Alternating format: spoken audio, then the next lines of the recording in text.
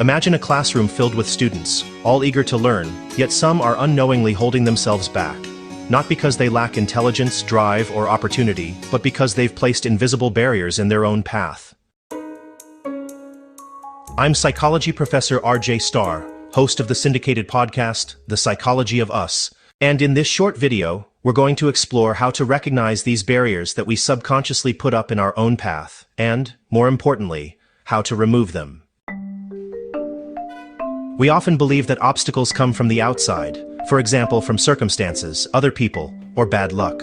But psychology teaches us that some of the most powerful barriers are internal. They come in the form of doubt, avoidance, procrastination, and fear of failure. If you've ever told yourself, "I'll never be good at this," or "I'm just not the type of person who can succeed at that," you've encountered this firsthand. Let's take a step back. Where do these thoughts come from?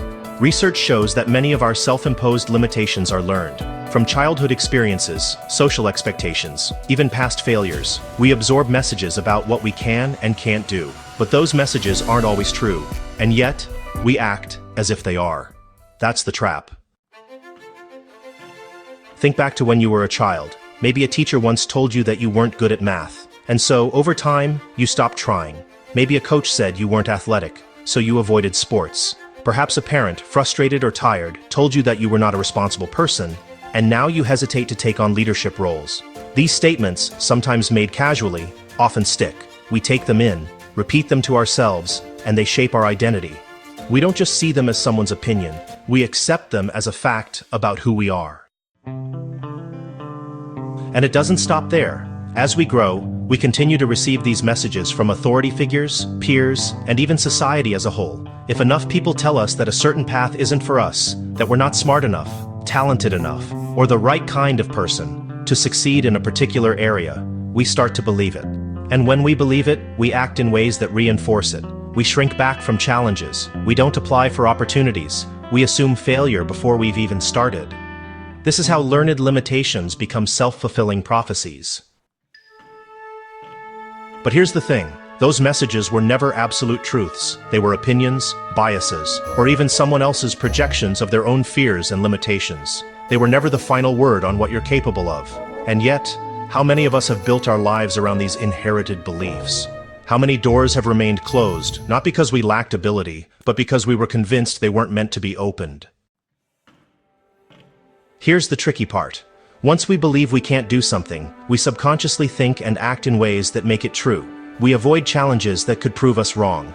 We hesitate, waiting for the right time that never comes. We label ourselves, "I'm just bad at math," or "I'm not creative," or "I'll never be successful." And those labels become self-fulfilling prophecies. This is what we call learned helplessness. It's the belief that effort is pointless, even when it is not. So, how do we change it? First, we need to challenge the thoughts themselves. When you catch yourself thinking, "I can't," ask, "Is that really true? Or is that just something I've always assumed?" Second, we need to test those beliefs. Instead of waiting to feel ready, take one small action. Prove yourself wrong, even in the smallest way. Finally, shift from certainty to curiosity. Instead of saying, "I can't," try saying, "I wonder what would happen if I tried." That small shift opens the door to growth. Your thoughts are creative. Your mind is powerful. It can either build walls or open doors. The key is recognizing when you're the one holding the key. So ask yourself, what if the obstacle isn't real? What if it's just a thought? And what if you decided to move past it anyway?